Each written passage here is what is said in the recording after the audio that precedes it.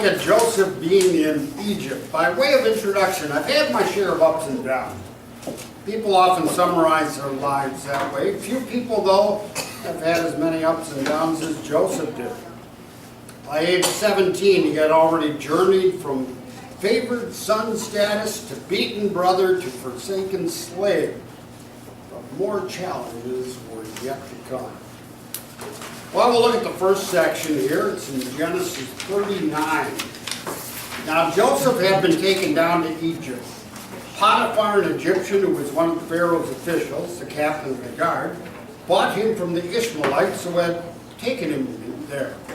The Lord was with Joseph, and he prospered, and he lived in the house of his Egyptian master.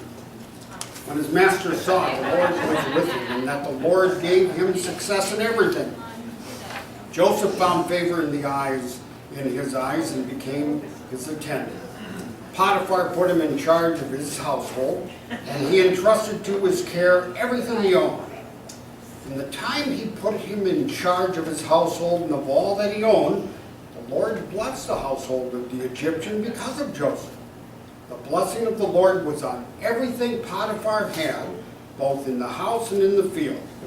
So he left in Joseph's care everything he had. With Joseph in charge, he did not concern himself with anything except the food he ate. Now Joseph was well built and handsome, and after a while his master's wife took notice of Joseph and said, "Come to bed with me." But he refused. "With me in charge," he told her, "my master does not concern himself with anything in the house. Everything he owns has been entrusted in my care. No one is greater in the house than I am. My master has withheld nothing from me except you, because you are his wife. How then could I do such a wicked thing and sin against God?" And though she spoke to Joseph day after day, he refused to go to bed with her and even be with her. One day he went into the house to attend to his duties, and none of the household servants was inside. She caught him by the cloak and said, "Come to bed with me." But he left his cloak in her hand and ran out of the house. When she saw that he had left his cloak in her hand and had run out of the house, she called to her household servants. "Look," she said to them, "this Hebrew has been brought to us to make sport of us. He came in here to sleep with me, but I screamed. When he heard me scream for help, he left his cloak beside me and ran out of the house." She kept the cloak beside her until her master came home. Then she told him this story: "That Hebrew slave you brought us came to me to make sport of me. But as soon as I screamed for help, he left his cloak beside me and ran out of the house." All right. Got a couple of questions here. First one there. It's unlikely that Potiphar was a believer in the true God, yet his observation that the Lord was with Joseph tells us something about Joseph. What must Joseph have done to create such a favorable impression on Potiphar? He must have been faithful in all of his duties. Obviously faithful in all of his duties. And he was not ashamed to admit in whom he believed. He had faith, and he demonstrated that faith in the way it worked. Well, number two, Joseph's response to the temptation of Potiphar's wife contains three separate objections. What were they? He couldn't sin against God. What was that? He couldn't sin against God. Okay, that's actually number three. That's fine, that's fine. As long as you get all three, that's fine. And he couldn't sin against his master. Okay. He couldn't take what didn't belong to him. And of course, he starts off by saying, Potiphar put all his trust in me. And I can have everything. He hasn't withheld anything except you. And you're his wife. And with that in mind, how could I sin against God? And he couldn't do that. Notice the things he does not say. We could get in trouble. We might get pregnant. I might catch a disease. None of those things. Isn't that what they try to tell kids today? Yep. You know, for unplanned pregnancies and things like that. Well, how about 3? Which of Joseph's 3 objections do you think would have mattered the least to the unbelieving woman? Sin against God. Sin against God. She couldn't care less. Well, number 4, what was Joseph's strategy for resisting temptation? Ran away from him. Okay. Avoided her, tried to stay away, that she would not. First of all, he says no. Yeah. And then he tried to avoid her. And then finally, he ran away from the temptation. And notice it wasn't just a one-time thing. She tried to seduce him every day. Well, number 5, imagine your college classmates or co-workers invited you to go to the bar with them. They are friendly and sociable, but you also know that they dabble in drugs and are sexually promiscuous. Even though you're strongly opposed to taking drugs and sexual promiscuity, why might it be danger for you to accompany them to the bar? Temptation, you might fall into that same area. Temptation. Why do you want to put yourself in that situation? It's one of those things that you got to be careful, especially nowadays. I have a friend that whenever he counsels somebody in his office, mostly when it's women, he lets them know right away. I'm recording all this, by the way.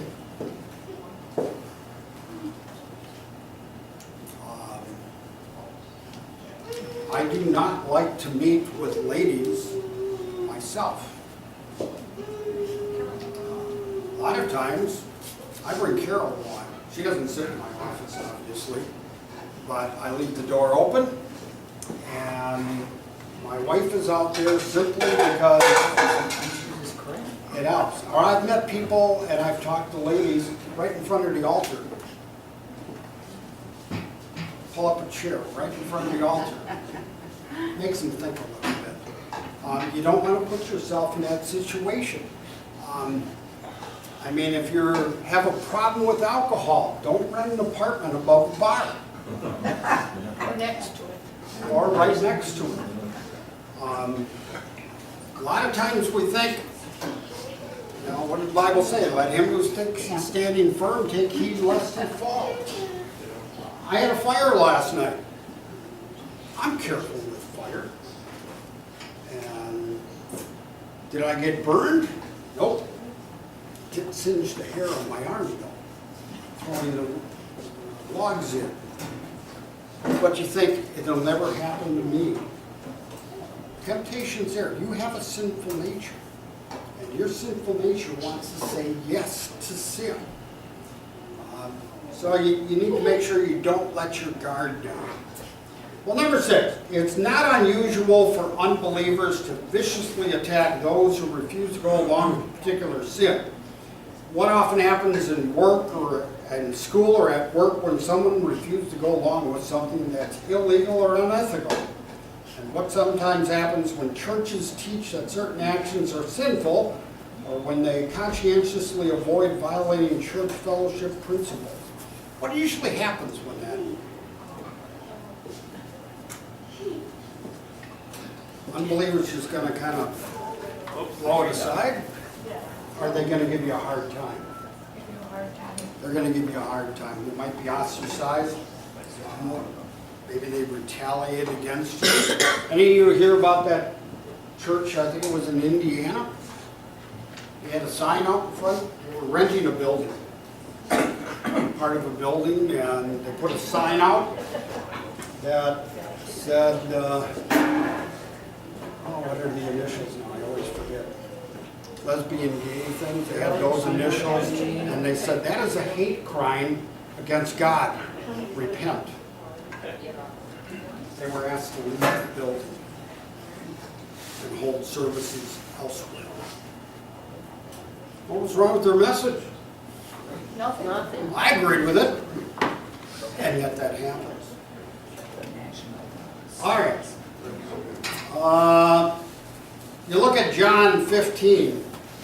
Jesus said, if the world hates you, keep in mind it hated me first. If you belong to the world, it would love you as its own. As it is, you do not belong to the world. But I have chosen you out of the world. That is why the world hates you.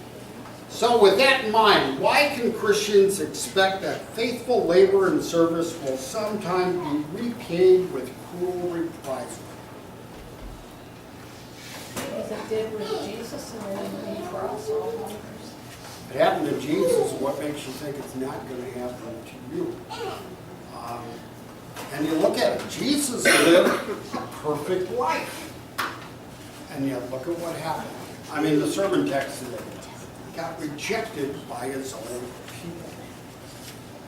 Came to that which was his own, but his own people wouldn't accept it. All right, well, let's look at the next section here, verses 19 to 23. When his master heard the story his wife told him, saying, "This is how your slave treated me," he burned with anger. Joseph's master took him and put him in prison, the place where the king's prisoners were confined. But while Joseph was there in the prison, the Lord was with him. He showed him kindness and granted him favor in the eyes of the prison warden. So the warden put Joseph in charge of all those held in the prison, and he was made responsible for all that was done there. The warden paid no attention to anything under Joseph's care, because the Lord was with Joseph and gave him success in whatever he did. All right, the next one, the next question down there, number 8. In what ways was Joseph not only a model prisoner, but also a model employee? Again, he did everything he was supposed to be doing. Think about it. The warden did have to check up on his work. I mean, what does that say about you if you have a job and your boss just lets you go and do it and doesn't bother to check on you? What does that say about you? He's got every confidence in He's you. got all the confidence in the world to do, right? We're told here, Joseph conscientiously did his work. Now, what does the New Testament tell us? The epistles, it says, do your work faithfully, even if no one's watching you. I mean, I think back to when I worked at the pop company, there was one young guy, the only time he ever looked like he was busy is when the foreman was there. Of course, he made the mistake of leaning up against his broom one day and bragging about how he got away with not doing any work, and he didn't realize the foreman was standing right behind him. He didn't last very long at the job. But Joseph did his duties. Actually, you could say he went above and beyond his duties. How about number 9 then? What value is there when a Christian does honest, faithful work? Is it always going to be noticed? Not always. But very much the world sees how they're living. Sure. You don't want to acknowledge it. Even an unbeliever might have to acknowledge the kind of job that you're doing. Get the opportunity, people say, why do you do work the way you do? You can tell them, I do all things for Christ.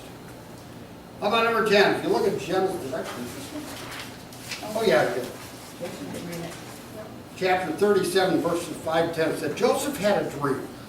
And when he told it to his brothers, they hated him all the more. And it goes on, he talks about the dreams that he had, about the sheaves that bowed down, the stars, sun, and moon that bowed down to him. His brothers did not like that. So, the next question being, the humiliation of prison life was certainly painful for Joseph. Why was the training necessary? Think back to when he told his dreams to his brothers. Can you imagine the attitude he had? He was pretty proud of it. No. You guys are going to rule, I'm going to rule over you guys. I mean, he was an arrogant little 17-year-old. And God was teaching him a lesson here, wasn't he? Humiliation. Humiliation. He's going to learn all about it here. And he's going to learn to be kind and compassionate. And I always kid, I think one of the things, guys who are going to be pastors, one of the things that they have to learn to do people skills. I've seen too many young pastors come out that don't have people skills. Let them work at the McDonald's counter for a year. You'll develop people skills real quick. And, I mean, think about it. I mean, you go to a place, McDonald's, Arby's, Burger King, whatever, how do you talk to the people there? You better be friendly. Okay. Spit in your food. I mean, you aren't going to get your food spit on then, right? You better not. But engage them and talk sometimes. Get them out of their shell a little bit. I love talking to people. And I'll carry on conversations with the checkout lady at Cup Foods. And you'd be surprised what they will do if you're nice to them. And now, a lot of times, they'll sit there and say, did you find everything you like? Yeah.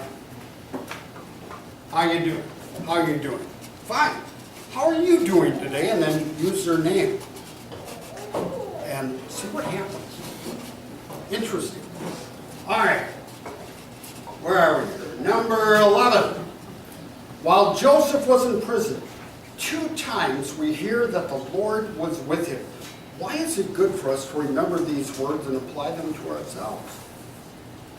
We forget that a lot. We forget. I mean, you look at Joseph. Where was he? He's in prison. Unjustly. And yet, God was still with him, watching over him. And through it, God's training him. And the same thing can be said in our lives as well, too. All right. What? Yes. Was that prison different from others because it was specifically mentioned that it was the officials' prison? Yeah. It's kind of, we have different prisons today, too. Do you think it was? It was more, what would you say? It's like there are some prisons today where you're going to find the white-collar people. And this would be like a prison for the white-collar. And isn't that the one in Waseca? Isn't that kind of toward white-collar? It's a woman's prison. Yeah, that's for women. When it first opened, it was a man's and it was more, Okay, because there was some guy, I don't want to say Matt, but some guy who got busted. Yeah, and he was over He he was was over. here, He yeah. was here. But it has changed now to an all-woman's. Okay, I didn't But I realize. think, And majority of them are, we got a nephew that worked there, majority of them that are there now have been like drug addicts, basically, what are they? okay. You know, some prisons specialize in that. There was a prison in Wisconsin that specialized in people who didn't have the right mind. The hardened criminals. Green Bay had a federal prison that was for the hardened criminals. There was one in Pond, which was the same way. So yeah, there were different prisons. This was a royal prison, if you want to call it. All right, let's look at this last section here. I don't care if you're in a royal prison or not, prison's prison. Well, sometime later, the cupbearer and the baker of the king of Egypt offended their master, the king of Egypt. Pharaoh was angry with his 2 officials, the cupbearer and the chief baker, and put them in custody in the house of the captain of the guard, in the same prison where Joseph was confined. The captain of the guard assigned them to Joseph, and he attended them. After they had been in custody for some time, each of the 2 men, the cupbearer and the baker of the king of Egypt, who were being held in prison, had a dream the same night, and each dream had a meaning of its own. When Joseph came the next morning, he saw that they were dejected. So he asked Pharaoh's officials who were in custody with him in the master's house, "Why are your faces so sad today?" "We both had dreams," they answered, "but there is no one to interpret them." And Joseph said to them, "Do not interpretations belong to God? Tell me your dreams." So the chief cupbearer told Joseph his dream. He said to him, "In my dream, I saw a vine in front of me, and on the vine were 3 branches. As soon as it budded, it blossomed, and its clusters ripened into grapes. Pharaoh's cup was in my hand, and I took the grapes, squeezed them into Pharaoh's cup, and put the cup in his hand. This is what it means, Joseph said to him. The 3 branches are 3 days. Within 3 days, Pharaoh will lift up your head and restore you to your position, and you will put Pharaoh's cup in his hand just as you used to when you were his cupbearer. But when all goes well with you, remember me and show me kindness. Mention me to Pharaoh and get me out of this prison. For I was forcibly carried off from the land of the Hebrews, and even here I have done nothing to deserve being put in a dungeon. When the chief baker saw that Joseph had given a favorable interpretation, he said to Joseph, I too had a dream. On my head were 3 baskets of bread. In the top basket were all kinds of baked goods for Pharaoh, but the birds were eating them out of the basket on my head. This is what it means, Joseph said. The 3 baskets are 3 days. Within 3 days, Pharaoh will lift off your head and hang you on a tree, and the birds will eat away your flesh. Now the 3rd day was Pharaoh's birthday, and he gave a feast for all his officials. He lifted up the heads of the chief cupbearer and the chief baker in the presence of his officials. He restored the chief cupbearer to his position so that he once again put the cup into Pharaoh's hand. But he hanged the chief baker just as Joseph had said to him in his interpretation. The chief cupbearer, however, did not remember Joseph. He forgot him. All right. Well, number 12. Some people think verses 3 and 4 contain a clue that Potiphar did not believe his wife's story about Joseph. What do you think? The captain of the guard was Potiphar. He would not have given such a privileged position to someone who had raped his wife. And besides that, if Potiphar believed his wife, Joseph, should be dead. He would have been executed. So, what does it tell you about Potiphar? He really didn't believe his wife, did he? He actually trusted Joseph more than he did his wife. How about next one here, 13. Through the dreams of the imprisoned royal officials, God reassured Joseph that he was still with him. In what way? Interpret the dreams. He interpreted the dreams. You can tell me a dream. I can tell you what it means. Well, how did Joseph preface all of that? It was through God. Only God can interpret dreams. And the fact that he was given the interpretation means God was still there. Where are we here? 14. Number 14. Joseph asked the cupbearer to intervene on his behalf when he returned to the service of the king. What 2 reasons did Joseph give for deserving such intervention? Well, he was falsely in prison. Okay, I was falsely imprisoned. I didn't do anything wrong. Every prisoner says that, right? But we know Joseph did not do anything wrong. He also says, I'm just a Hebrew who was stolen away from his people. Well, the next one, 15. God was behind the cupbearer's forgetfulness. What would have happened if the cupbearer had spoken on Joseph's behalf now? He would have been released, right? He would have just been another face in the crowd, right? Of course, we know what happened. It's going to get to the point where He does remember. he is going to interpret Pharaoh's dream. And he gets into Pharaoh's court, and Pharaoh rewards him. God had higher plans at this point. Well, the last question there. God often uses hardship to train us or help us mature spiritually. How might the following circumstances actually be a blessing from God? An injury ends an athlete's dream of competing in the Olympics.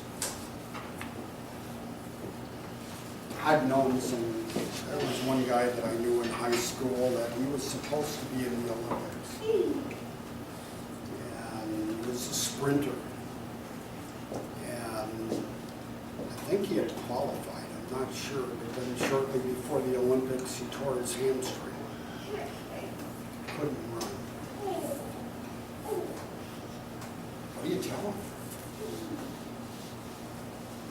You know, the Lord has other plans. Yeah.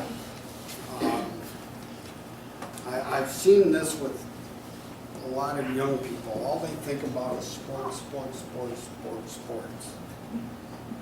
Because that's going to be their ticket. Not to crush kids' dreams, but the chance of becoming a professional athlete are extremely slim.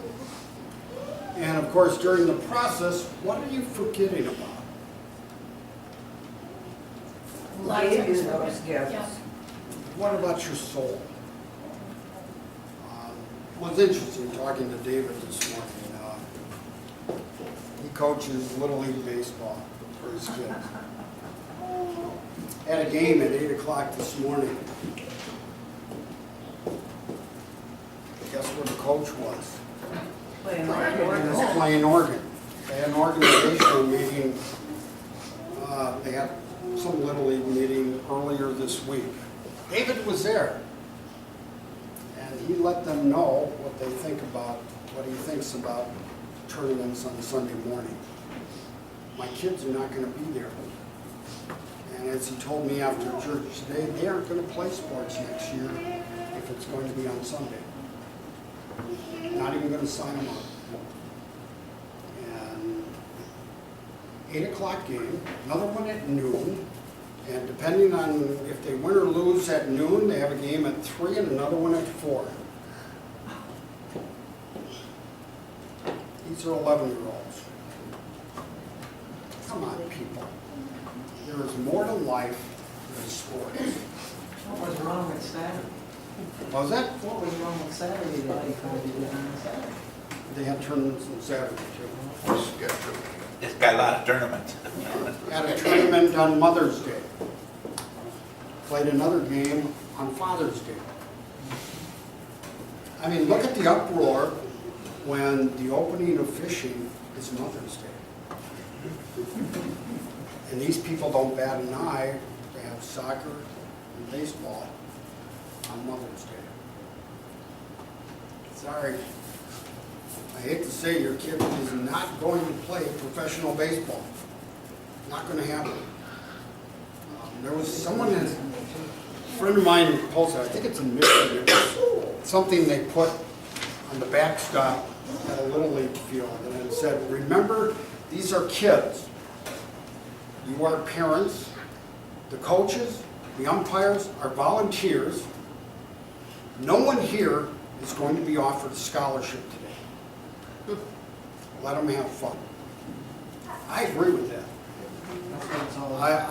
I see so many parents out there with one of those cameras filming every move their child makes. Why? So they can tell them what they should do better the next Right. time.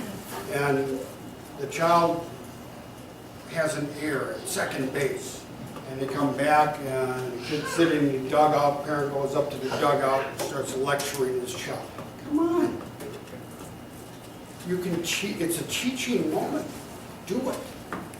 All right, where are we here? How about middle-aged person has a heart attack? Well, maybe you're gonna start getting your priorities straight. Maybe you, I mean, how often do you see that where somebody comes down with cancer or gets a heart attack when they're in their 20s? And they realize there's more to life than what I've been doing. And they start getting their spiritual house in order. Unfortunately, some people come up with their bucket list. And unfortunately, a lot of things in their bucket list have nothing to do with God, His Word, or heaven. Well, how about the last one? A family experiences a financial setback.